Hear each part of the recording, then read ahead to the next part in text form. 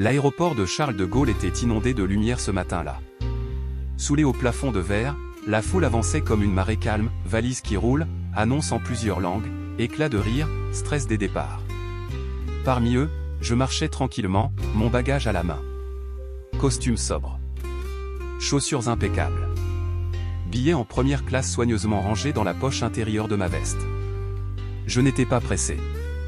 Je connaissais ce monde. Je l'avais traversé 1000 fois. Aujourd'hui, c'était un voyage simple, Paris à Nice. Une réunion familiale. Rien d'extraordinaire. Jusqu'à ce que je m'approche du comptoir d'embarquement. La file avançait rapidement. Les agents scannaient les billets sans un mot, avec l'efficacité mécanique de ceux qui répètent les mêmes gestes depuis des heures. Quand vint mon tour, je tendis mon téléphone, écran allumé. Le jeune agent oblong, veste bleue impeccable jeta un coup d'œil distrait, prêt à biper le code. Mais en une fraction de seconde, son attitude changea. Son regard devint plus dur. Son sourire automatique disparut. Il fronça légèrement les sourcils.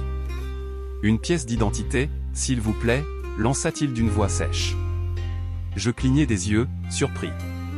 Personne devant moi n'avait été soumis à cette exigence. Pas un seul.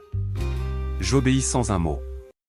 Je sortis mon passeport français, usé par les voyages mais toujours valide. Il le prit du bout des doigts, comme s'il manipulait quelque chose de douteux. Feuilleta les pages. Longuement. Trop longuement. Les gens derrière moi commençaient à s'agiter. Puis, il appela son supérieur. Une femme mince en tailleur noir apparut. Elle prit mon passeport, le scruta. Me fixa. « Vous voyagez seul ?» demanda-t-elle. « Oui », répondis-je simplement. Elle échangea un regard rapide avec son collègue. Un murmure. Un haussement d'épaules. Puis elle me rendit mes papiers. « Suivez-nous, s'il vous plaît. » Pas une question.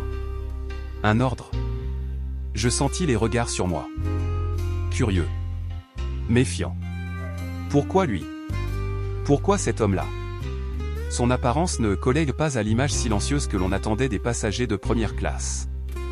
Ils m'escortèrent vers un petit espace vitré, à l'écart. Pas une cellule. Pas encore. Mais un entre-deux suffisant pour faire passer un message. Vous n'êtes pas à votre place ici. Je restai debout, calme. Les agents passèrent mon sac au scanner 3 fois. Ils me posèrent des questions anodines avec un ton accusateur. Quel est l'objet de votre voyage? Qui allez-vous voir? Pourquoi en première classe? Je répondais sans élever la voix. Mon sang bouillonnait. Mais mon visage restait de marbre. Ils ne comprenaient pas. Ils voyaient un corps noir dans un espace qu'ils pensaient réservé. Ils n'avaient pas encore deviné qu'ils commettaient une erreur qu'ils allaient amèrement regretter. La file d'embarquement avançait sans moi. Les passagers me dépassaient, me regardant parfois du coin de l'œil. Quelques-uns chuchotaient. D'autres détournaient la tête, mal à l'aise. Le monde continuait de tourner, indifférent. Seuls les visages changeaient. Seuls les regards pesaient. Après 20 minutes absurdes, la supérieure revint vers moi. « Nous avons des procédures de sécurité renforcées aujourd'hui », dit-elle sans me regarder. Je savais que c'était faux. Je l'avais vu. Je l'avais vécu. Je savais aussi que discuter ne servirait à rien. Pas encore. Pas maintenant. Je souris légèrement. Pas pour eux. Pour moi. Car le moment allait bientôt venir. Le moment où la vérité, celle qu'ils s'efforçaient d'ignorer, leur exploserait au visage. Et ils n'auraient aucun endroit où se cacher. Le temps s'étirait, lourd et poisseux. Assis sur une chaise inconfortable, je fixais le hall d'embarquement à travers la vitre. Des familles passaient, des couples main dans la main, des hommes d'affaires tirant leurs valises à roulettes. Tous continuaient leur chemin, sans se douter de ce qui se jouait ici, dans ce recoin discret de l'aéroport. Devant moi, l'agent en tailleur noir pianotait nerveusement sur son ordinateur. Le jeune blond qui m'avait arrêté jetait des coups d'œil anxieux autour de lui, visiblement mal à l'aise. Peut-être sentait-il déjà que quelque chose leur échappait. J'aurais pu sortir mon téléphone. J'aurais pu appeler mon frère. Quelques touches, et cette mascarade aurait pris fin. Mais je voulais voir. Je voulais voir jusqu'où ils iraient, aveuglés par leurs préjugés. Une voix féminine annonça dans les haut-parleurs. Dernier appel pour le vol AF762 à destination de Nice. Dernier appel, porte 22. Mon vol. Je me levai, poliment. Mon vol est en train de partir, dis-je d'une voix neutre. L'agente leva à peine les yeux. Vous devrez attendre la fin de la procédure, monsieur. Je souris intérieurement. Procédure. Quel mot pratique pour camoufler l'humiliation. Autour de moi, quelques passants s'arrêtaient. Certains me lançaient des regards curieux. D'autres détournaient les yeux, pressés de ne pas voir ce qu'ils savaient injuste. Un agent de sécurité en uniforme s'approcha. Grand, massif, l'air important. Il m'adressa un sourire crispé. « Monsieur, veuillez nous suivre, s'il vous plaît. » Il n'attendit pas ma réponse. Il me guida vers un couloir discret, à l'écart de l'agitation. Je savais où cela menait. Un petit bureau, une porte sans fenêtre, un interrogatoire officieux. Je m'arrêtai. Puis-je savoir pourquoi? Le grand agent haussa les épaules. Suspicion d'identité douteuse, monsieur. Contrôle aléatoire. Je le regardai droit dans les yeux. Aléatoire, vraiment? Il détourna le regard. Je pris une inspiration lente. Le hall se vidait. Le vol pour Nice bouclait ses portes. J'étais officiellement laissé derrière. Et il le savait. Dans le bureau, on me fit asseoir. Un autre agent arriva, plus âgé, portant un badge de superviseur. Il parlait avec la condescendance glaciale de ceux qui ont l'habitude d'être obéis.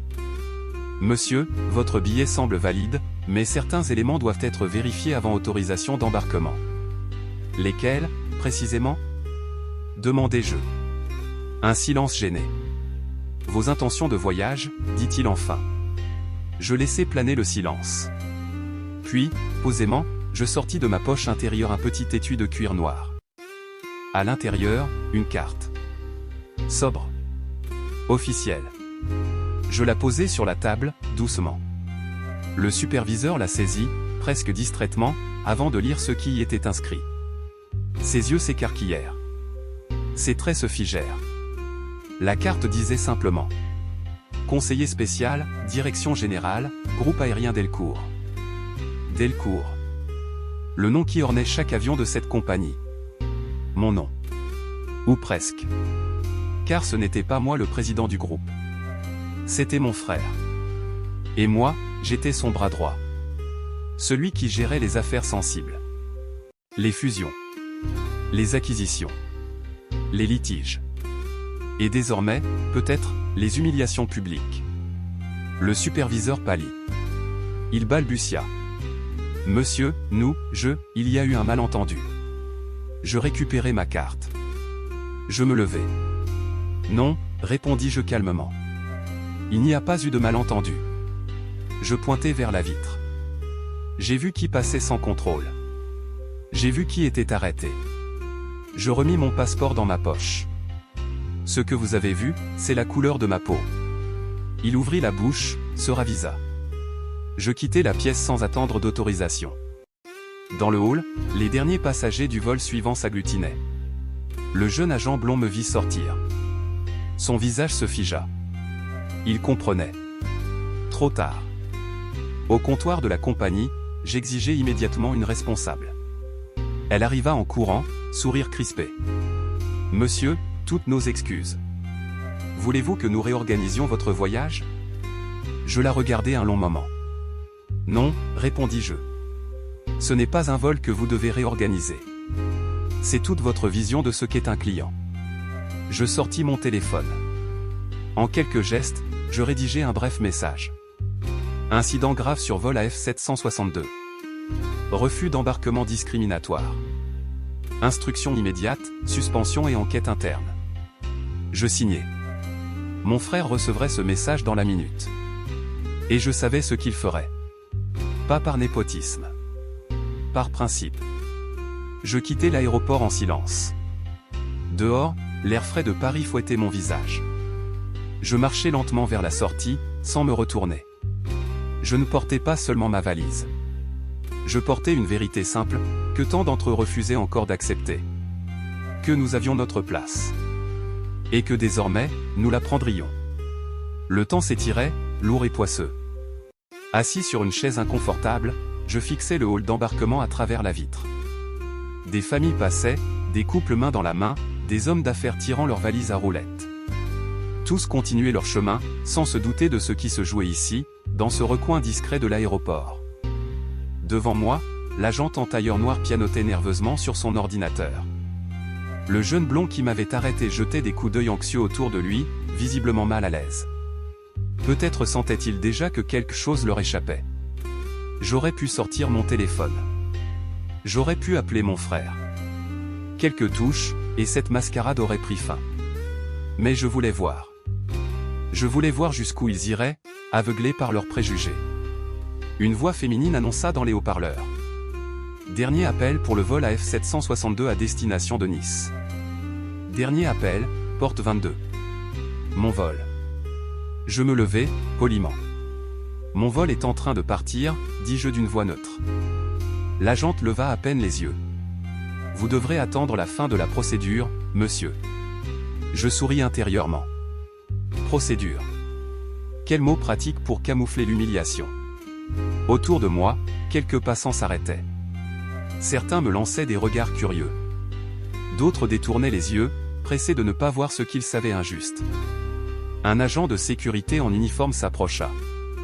Grand, massif, l'air important.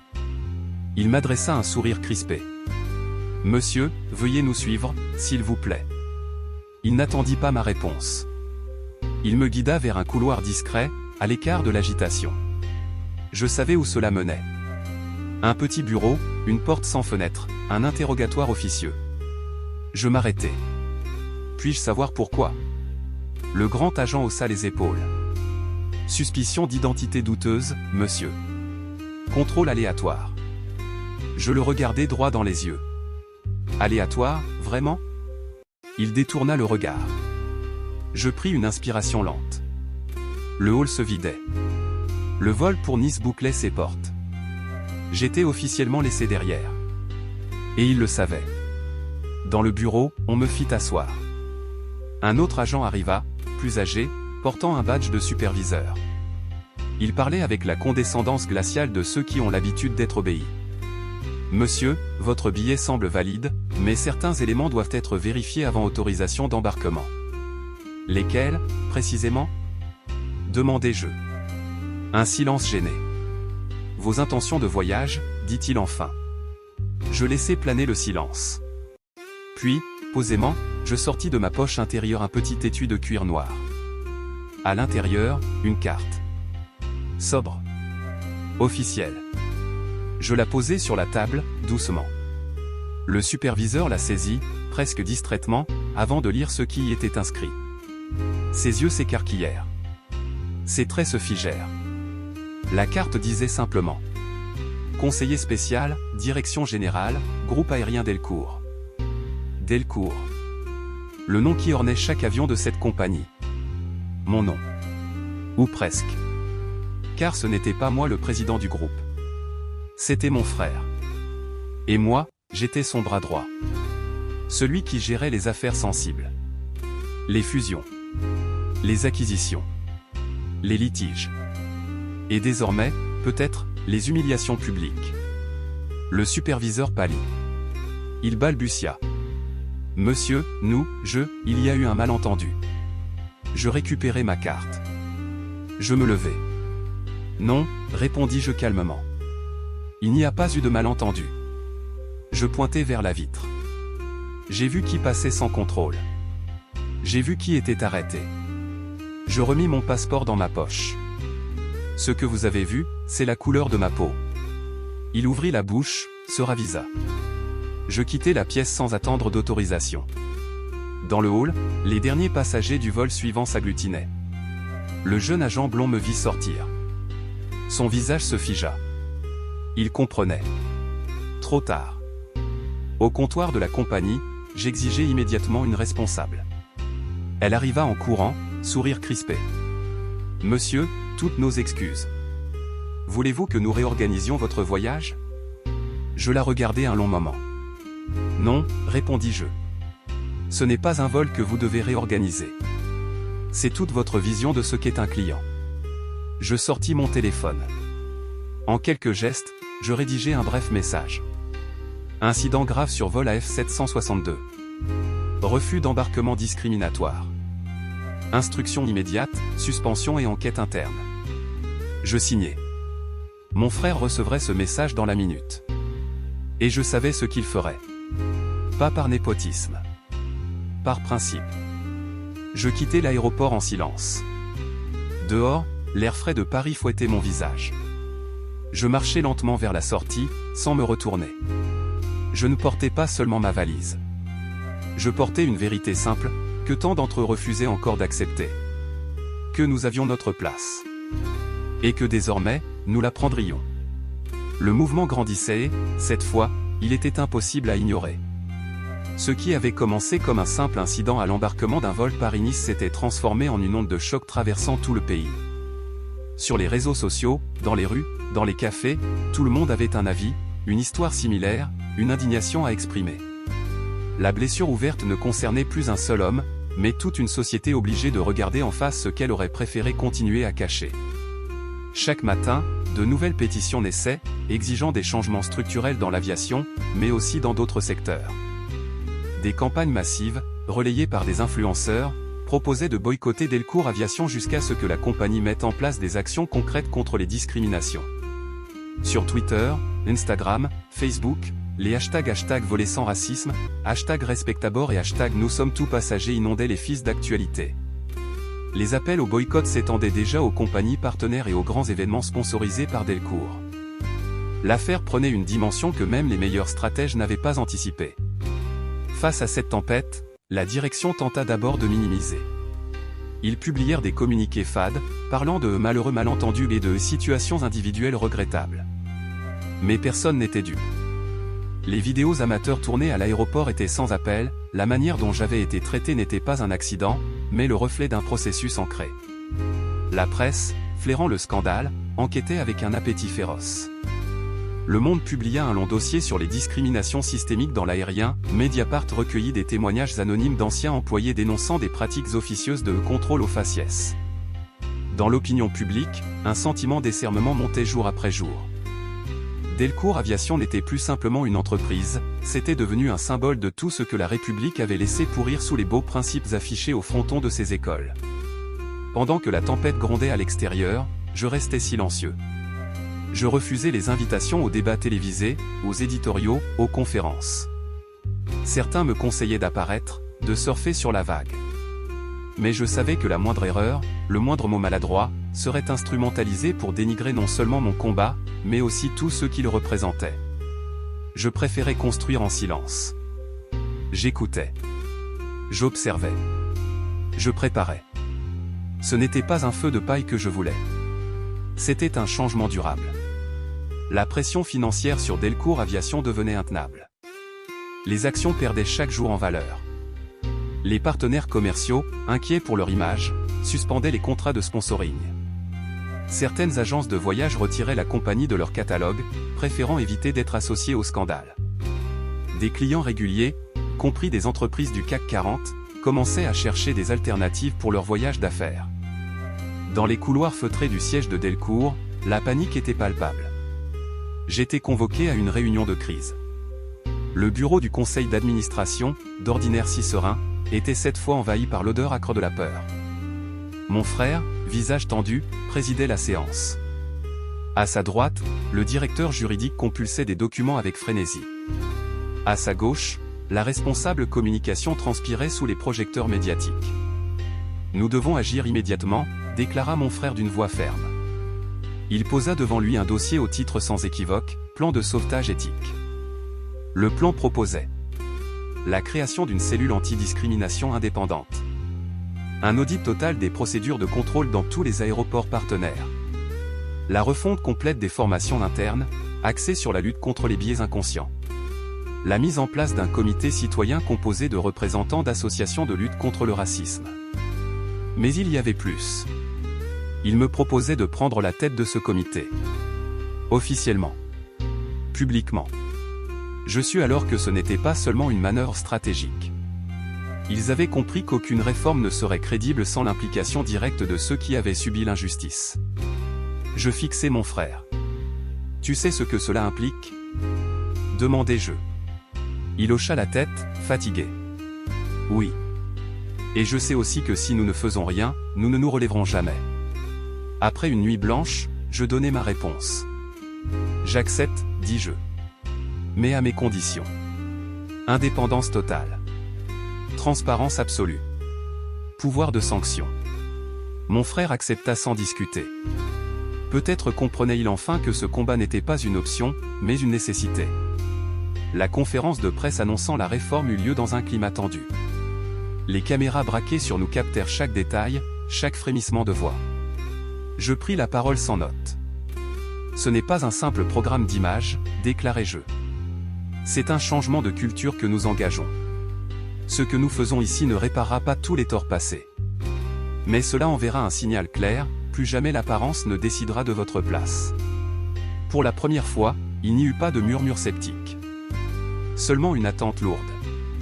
Comme si tout un pays retenait son souffle. Dans les jours qui suivirent, les premiers actes posés furent concrets. Les formations commencèrent, non pas sous forme de modules en ligne bâclés, mais par des séminaires interactifs dirigés par des experts indépendants. Les premiers audits révélèrent des chiffres glaçants, un passager noir avait 3 fois plus de chances d'être contrôlé qu'un passager blanc, même en première classe. Ces chiffres, nous les publiâmes. Sans filtre. Sans détour. Le choc fut immense. Mais il était nécessaire. La guérison ne commence jamais sans reconnaître d'abord la blessure. Un soir, alors que je faisais une pause dans la salle commune où se réunissaient les membres du comité citoyen, une jeune femme s'approcha timidement. Elle portait un badge d'employé de Delcourt. « Monsieur, murmura-t-elle, je voulais juste vous dire merci. Avant tout cela, je n'osais même pas rêver d'un poste à responsabilité ici. Aujourd'hui, je sais que c'est possible. » Je lui serrai la main avec émotion. C'était pour elle, pour tous ceux comme elle, que je continuais. Pas pour laver mon honneur. Pas pour un titre. Mais pour ouvrir enfin les portes qu'on s'était acharné à garder fermées. Les premiers résultats ne tardèrent pas. Quelques semaines après la mise en place du plan de réforme, des changements tangibles commencèrent à apparaître dans les aéroports gérés par Delcourt Aviation. Les employés, soumis à des formations exigeantes, prenaient davantage conscience de leurs réflexes inconscients.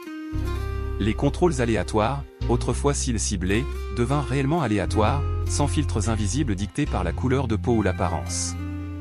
Des témoignages arrivaient de toute la France. Des passagers qui, pour la première fois, voyageaient sans être arrêtés ou pour un simple contrôle. Des employés qui se disaient fiers d'appartenir à une entreprise ayant reconnu ses erreurs et cherchant à les réparer. Ce n'était pas parfait.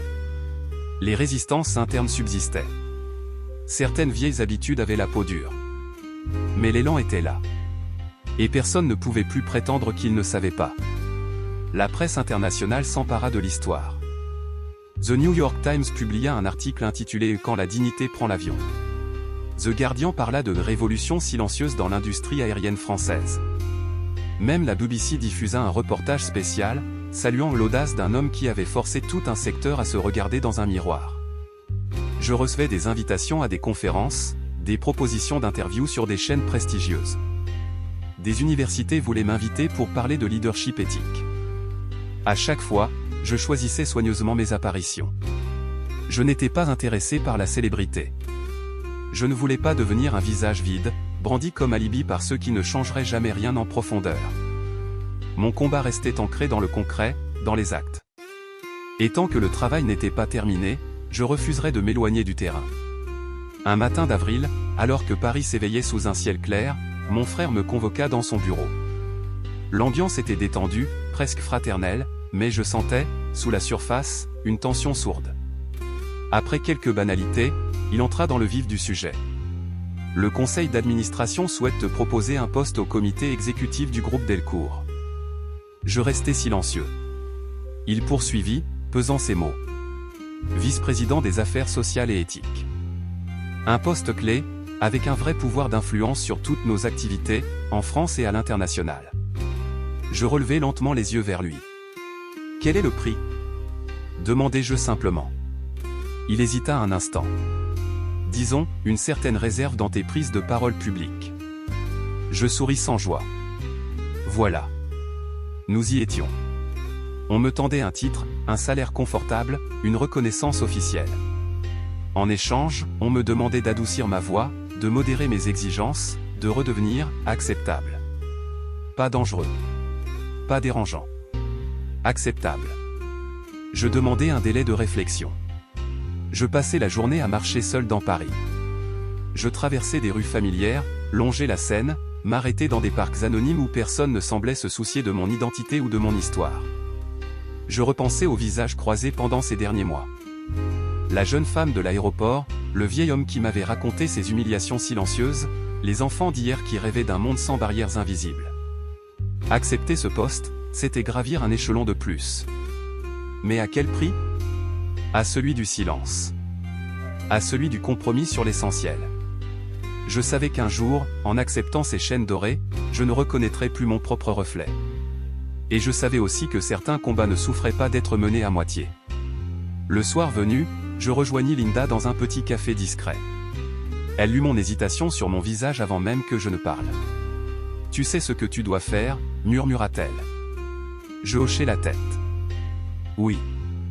Je savais. Je le savais depuis le début. Le lendemain matin, je me rendis au siège de Delcourt Aviation. Je franchis les portes vitrées sous les regards intrigués des employés. Dans la salle du conseil, les membres du directoire m'attendaient. Je pris la parole avant même qu'ils n'ouvrent la bouche. « Je vous remercie pour votre confiance », dis-je calmement. Un murmure de satisfaction parcourut la salle. Je levai la main pour les interrompre. « Mais je décline votre proposition. » Un silence abasourdi s'abattit. Je posai lentement mes deux mains sur la table. Je ne suis pas là pour gravir les échelons. Je suis là pour m'assurer que personne, plus jamais, ne soit obligé de justifier sa place. Je me levai, rassemblai mes affaires, et quittai la salle sans attendre de réponse. Ce soir-là, devant la fenêtre ouverte de mon appartement, je regardais Paris s'endormir. Je ne savais pas ce que l'avenir me réservait. Je savais seulement que, cette fois encore, j'avais choisi la liberté. La vraie. Celle de ne pas trahir ce en quoi je croyais. Après avoir refusé le poste au sein du comité exécutif, je crus que les projecteurs finiraient par se détourner, que l'effervescence médiatique s'essoufflerait, me laissant replonger dans un certain anonymat. Je m'étais trompé. Mon geste, loin de me marginaliser, avait renforcé mon image auprès de ceux qui luttaient, souvent dans l'ombre, pour une France plus juste. Les messages affluaient chaque jour, venant de toutes parts, syndicats, associations de défense des droits humains, collectifs citoyens, enseignants, artistes. Certains m'invitaient à intervenir dans des colloques sur l'égalité des chances, d'autres me proposaient de participer à des commissions indépendantes pour auditer d'autres entreprises soupçonnées de pratiques discriminatoires. Le simple fait d'avoir refusé les honneurs creux m'avait donné une voix. Une voix qu'on ne pouvait plus étouffer. Un matin, alors que je consultais ma boîte mail, je reçus une invitation inattendue, le ministère de la Justice me conviait à une réunion confidentielle. Curieux, je me rendis dans un immeuble discret du 7e arrondissement, escorté par un conseiller affable qui m'expliqua brièvement la situation. Le gouvernement envisage de lancer une réforme nationale sur les discriminations institutionnelles. Votre expérience est considérée comme exemplaire. On souhaite que vous fassiez partie du comité préparatoire. Je restais silencieux. La République elle-même me tendait la main. Mais je savais ce que cela signifiait aussi, entrer dans la machine politique, avec ses lenteurs, ses compromis, ses trahisons. Je demandai un délai de réflexion. Les jours suivants furent emplis d'hésitation.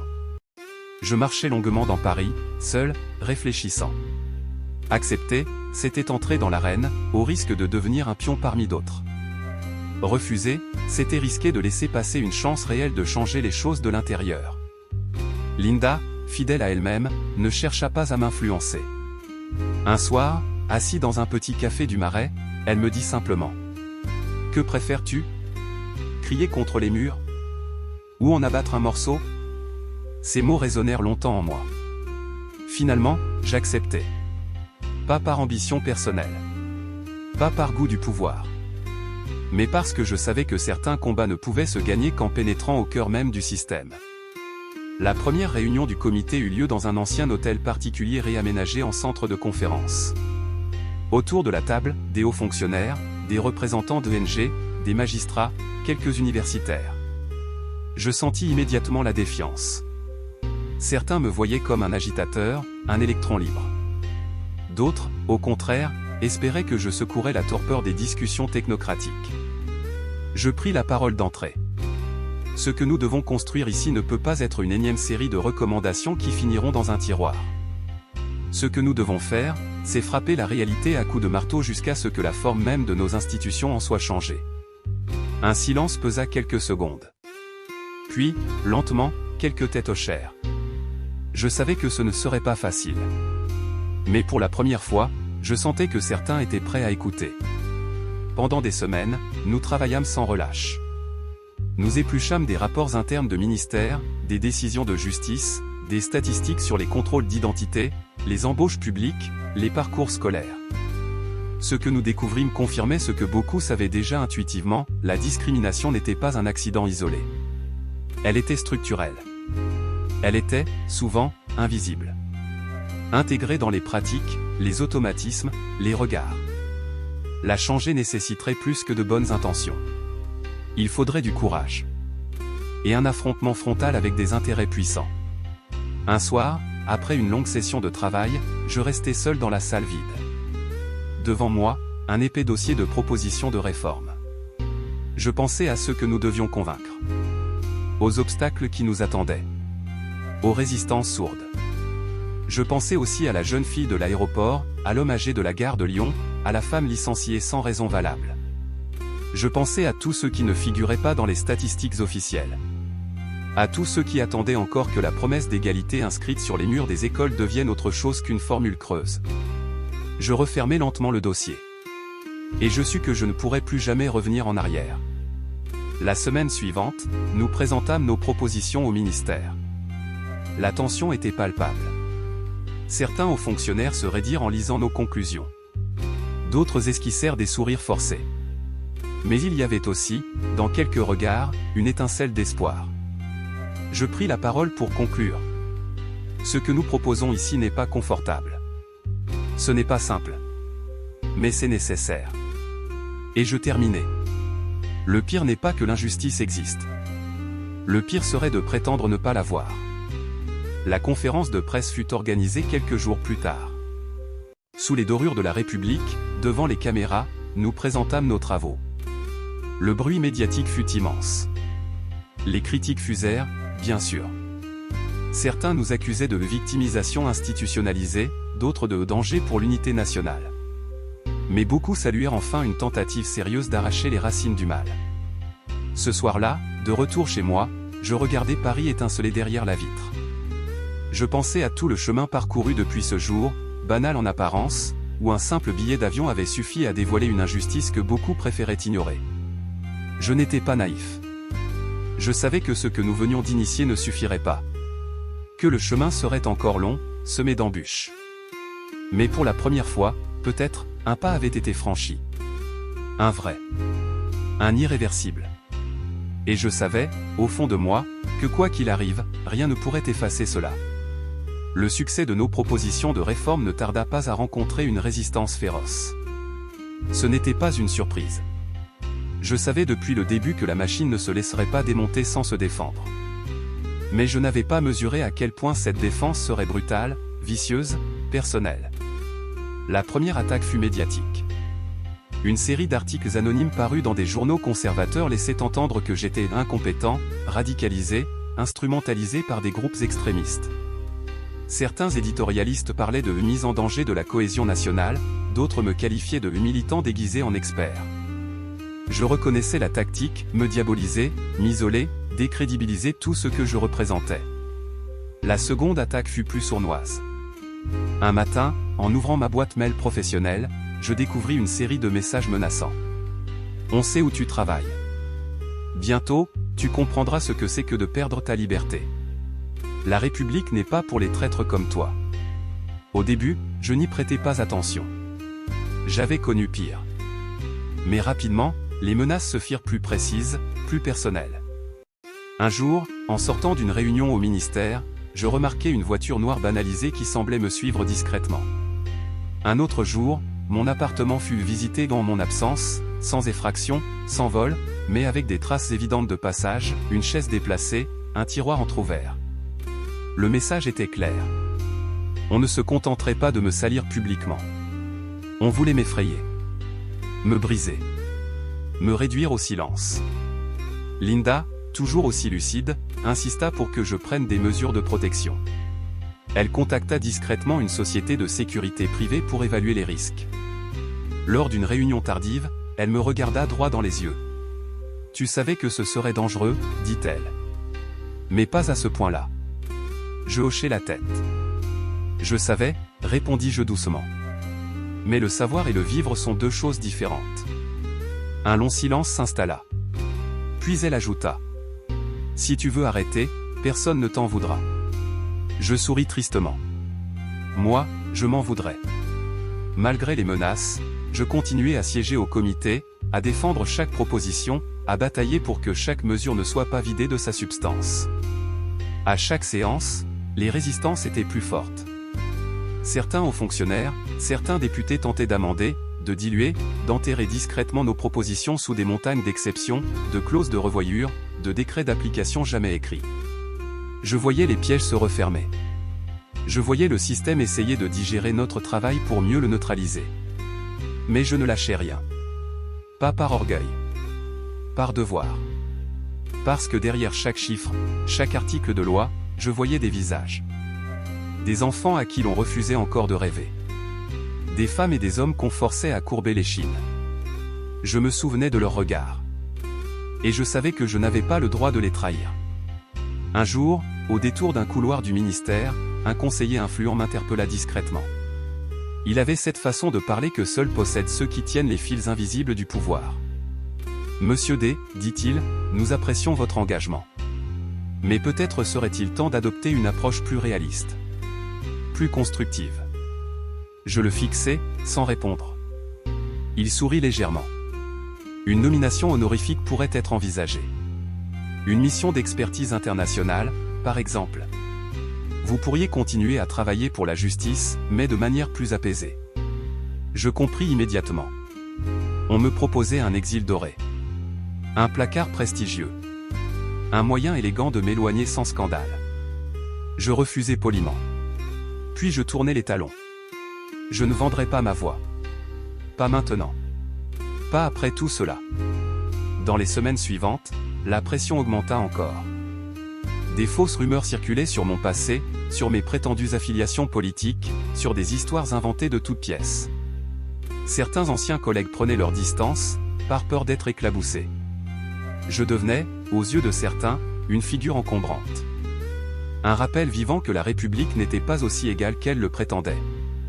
Un soir, alors que je rentrais chez moi, fatigué, vidé, je m'assis sur le bord de mon lit. Je regardais longtemps mon reflet dans le miroir.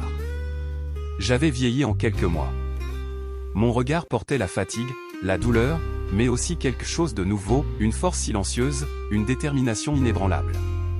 Je repensais à mes parents, arrivés en France avec l'espoir d'un avenir meilleur.